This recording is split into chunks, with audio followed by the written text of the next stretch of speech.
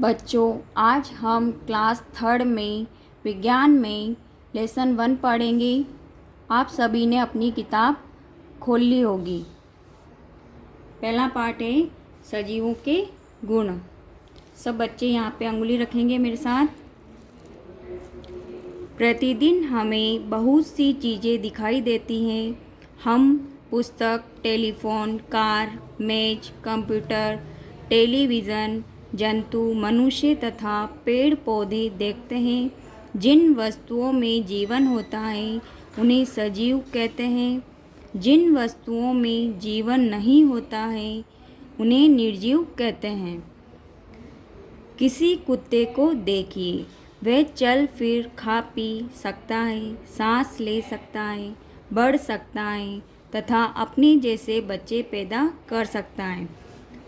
अब एक कार को देखिए, क्या ये स्वयं चल फिर खा पी सकती हैं, सांस ले सकती हैं, बढ़ सकती हैं तथा अपने जैसे बच्चे पैदा कर सकती हैं?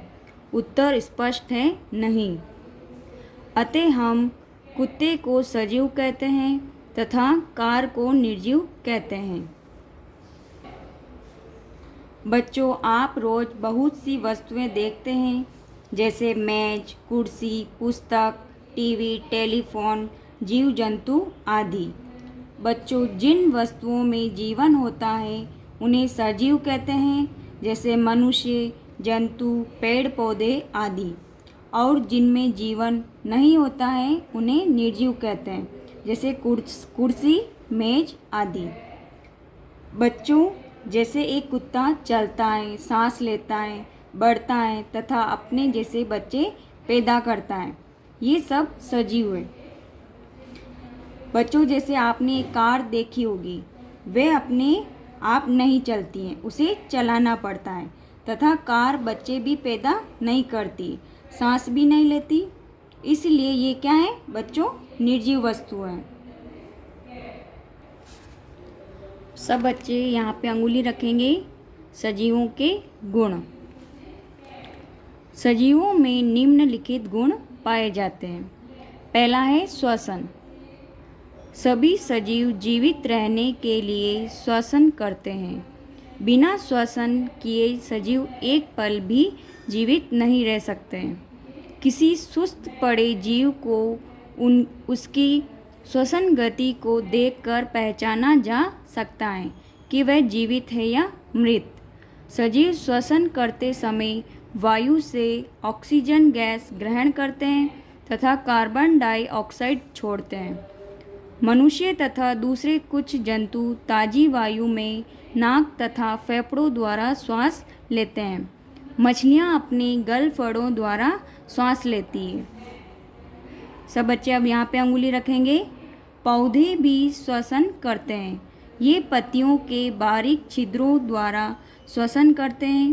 पौधों की पत्तियों के इन बारीक छिद्रों को पर्णरंध्र कहते हैं। बच्चों, सभी सजीव जीवित रहने के लिए सांस लेते हैं। बच्चों, यदि हम सांस नहीं लेंगे तो मर जाएंगे। बिना सांस के हम जीवित नहीं रह सकते हैं। बच्चों, सभी सजीव श्वसन क्रिया में ऑक्सीजन लेते हैं तथा कार्बन डाइऑक्साइड छोड़ते हैं। बच्चों, हम सांस लेकर जीवित रहते हैं, वैसे ही पेड़ पौधे भी सांस लेते हैं। पत्तियों में छोटे छोटे छिद्र होते हैं, उन छिद्रों के द्वारा पेड़ पौधे सांस लेते हैं। पत्तियों के इन छिद्रों को पर्णरंध्र कहते हैं। अब सब बच्चे अपना पेज पलटेंगे। मैं भी अपना पेज पलट रही हूँ। सब बच्चे अब यहाँ पे अंगुली रखेंगे। यदि एक हरे पौधे को एक बंद मर्तबान से ढक दिया जाए तो कुछ ही दिनों में ये मुरझा जाता है। इसका कारण है कि उसे श्वास के लिए ऑक्सीजन गैस नहीं मिलती है। क्या गुब्बारा या साइकिल की ट्यूब भी श्वास ले सकती हैं? नहीं, इनमें आपको पंप से वायु भरनी पड़ेगी। बच्चों, साइकिल का ट्यूब और गुब्बारा क्या है? निर्जीव वस्तु है, तो वो सांस नहीं लेती है। उसमें हमें क्या करना पड़ता है, वायु भरनी पड़ती है। सब बच्चे यहाँ गति के ऊपर अंगुली रखेंगे। सभी सजीव भोजन, आश्रय तथा सुरक्षा के लिए गति करते हैं।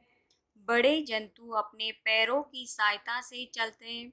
कीट तथा पक्षी अपने पंखों की सहायता से उड़ते हैं। घोंघे एवं सांप जैसे जंतु भूमि पर रेंगते हैं। मछलियाँ जल में तैरती हैं। सब बच्चे नीचे अंगुली रखेंगे यहाँ पे। पौधे एक स्थान से दूसरे स्थान तक गति नहीं कर सकते हैं। वे अपनी इच्छा अनुसार चल फिर या गति नहीं कर सकते हैं। पौधे थोड़ी बहुत गति अपनी शाखाओं द्वारा प्रदर्शित करते हैं। सूरजमुखी का फूल सूर्य की ओर रहने के लिए गति करता है। मॉर्निंग ग्लोरी की पंखुड़ियाँ सूर्य के निकलने पर ही खुलती हैं। छुई मुई के पौधे की पत्तियों को छूने पर वह मुरझा जाती हैं। बच्चों, गति करने का अर्थ है एक स्थान से दूसरे स्थान पर जाना। जंतु तो एक स्थान से दूसरे स्थान पर जा सकता है, लेकिन पेड़ पौधे एक स्थान से दूसरे स्थान पर नहीं जा सकते हैं। केवल पेड़ पौधों की शाखाएं बढ़ती हैं, परंतु पेड़ पौधे भी चल नहीं सकते, अर्थात ये गति नहीं करते। कुछ पौधे ऐसे होते हैं जिनके फूल सूर्य के प्रकाश में खिलते हैं। कुछ पौधों को छूते ही मुरझा जाते हैं। अतः पेड़ पौधों में भी गति होती है, जो स्पष्ट रूप से दिखाई नहीं देती। बड़े जंतु अपने पैरों द्वारा चलकर अपनी आवश्यकताओं की पूर्ति करते हैं। पक्षी अपने पंखों की सहायता से उड़कर अपनी जरूरतों को पूरा करते हैं। सभी बच्चे यहाँ पे अंगुली रखेंगे। सभी निर्जीव स्थिर रहते हैं। पत्थर या कार स्वयं नहीं चलते हैं, हमें इन्हें चलाना पड़ता है। नदी का जल बहता है, बादल चलते हैं, किंतु वह अपनी इच्छा से नहीं चलते। क्या नदी का जल नीचे से ऊपर की ओर बह सकता है? नहीं, क्योंकि ये क्या है, निर्जीव है, तो ये अपने आप नहीं चलते, इनको चलाना पड़ता है। अब सब बच्चे भोजन के ऊपर अंगुली रखेंगे। सभी सजीवों को कार्य करने तथा गति करने के लिए ऊर्जा की आवश्यकता होती है। सजीव ये ऊर्जा भोजन तथा जल से प्राप्त करते हैं। भोजन तथा जल के बिना सजीवों का जीवित रहना असंभव है। जब हम भूख प्यास का अनुभव होता है तो हम जल लेते हैं। अब सब बच्चे आगे वाले पेज पर अंगुली रखेंगे। जंतु पौधों तथा दूसरे जंतुओं को खाते हैं। वे जंतु जो केवल पौधों पर निर्भर हैं शाकाहारी जंतु कहलाते हैं, तथा दूसरे जंतुओं का मांस खाने वाले जंतु मांसाहारी जंतु कहलाते हैं। पौधे जड़ों द्वारा भोजन व जल ग्रहण करते हैं। सब बच्चे यहाँ नीचे अंगुली रखेंगे। हरे पौधे ही अपना भोजन स्वयं बनाते हैं। इसके लिए उन्हें वायु, जल तथा सूर्य के प्रकाश की आवश्यकता होती है। कुछ पौधे जैसे कुकुरमुत्ता व फफूंदी जो हरे नहीं होते हैं, वे अपना भोजन सड़ी गली चीजों से प्राप्त करते हैं। बच्चों, जब आप खेलते हैं, काम करते हैं और थक जाते हैं, तब आपके शरीर की ऊर्जा यानी शक्ति समाप्त हो जाती है।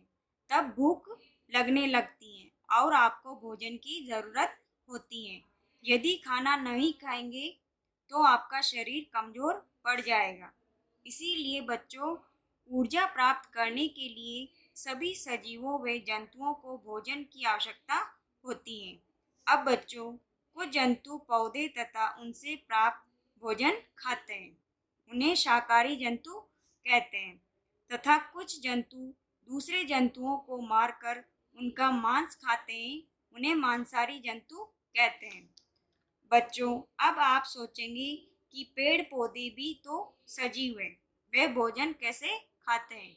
तो बच्चों, पेड़ पौधे वायु, जल तथा सूर्य के प्रकाश से अपना भोजन स्वयं बनाते हैं तथा कुछ पौधे सड़ी गली चीजों से भोजन प्राप्त करते हैं। अब सब बच्चे यहाँ पे अंगुली रखेंगे। क्या आपने कुर्सी, ईंट, मकान एवं मेज आदि निर्जीव वस्तुओं को भोजन करते देखा है? नहीं, निर्जीव वस्तुएं भोजन नहीं करती हैं। सभी बच्चों सुनो, मकान, कुर्सी, ईंट ये कभी खाना नहीं खाते हैं।